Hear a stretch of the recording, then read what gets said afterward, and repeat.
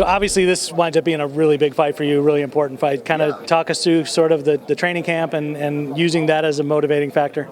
Well, I switched things up and I kind of started my camp out in Albuquerque with Donald and the crew and the BMF ranch and everybody. And then I came back to Philly and I'm training at, Henzo Gracie Philly with my guys. And I got a new strength and conditioning coach. It's kind of really pushed me to the limits here.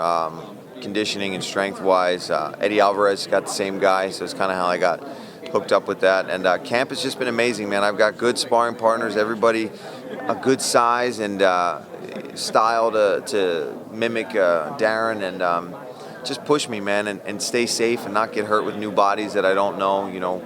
Coming back home, and I'm with my 8-month-old daughter and my girlfriend and my father and my mom, my brothers, everybody's around me, and it's just been just trying to enjoy camp.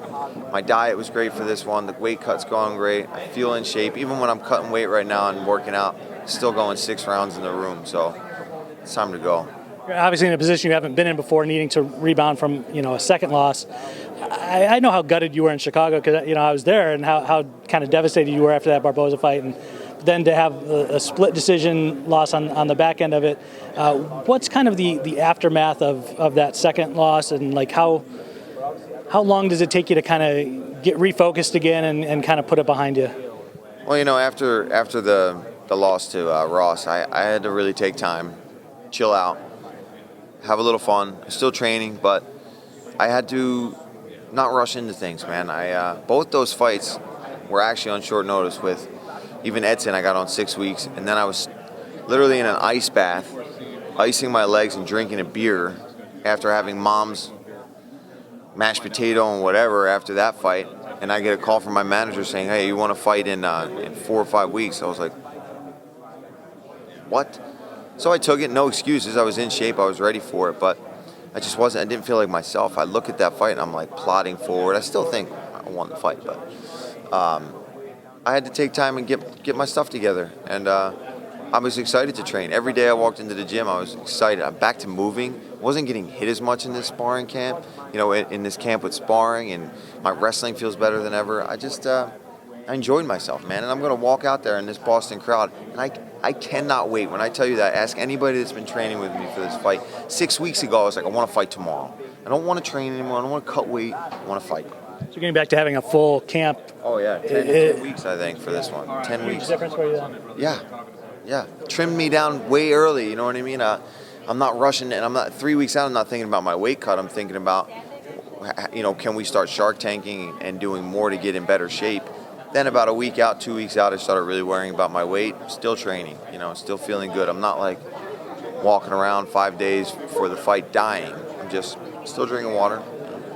Talk to us about what a guy like Cruikshank brings to the table. Obviously, his back's kind of against the wall. He's in a similar position as you right now. What does he bring to the table in this fight? Where's he dangerous? And, what do you bring to the table that he might not be looking for?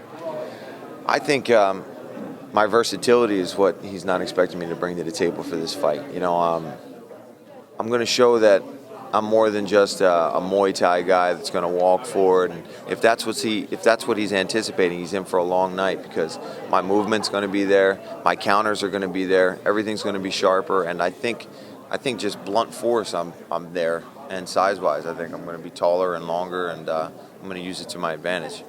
Every event we kind of have one of those fights that seems to stand out on paper, looking at it ahead and saying, "Hey, that's a fight of the night right there." So you know what we're talking about, and you've been in them, and you've got that bonus money. So does this feel like that again for you?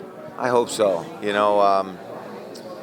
I'm not going to go in there and try to make it that.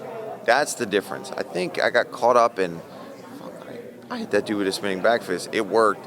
And I got a lot of money and a lot of attention. I spun 40,005,600 times against Edson.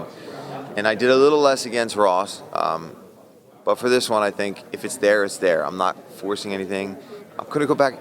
People forget, my boxing is actually pretty good. I got some hands, and I'm going to throw them on Sunday. That's going to be a big difference.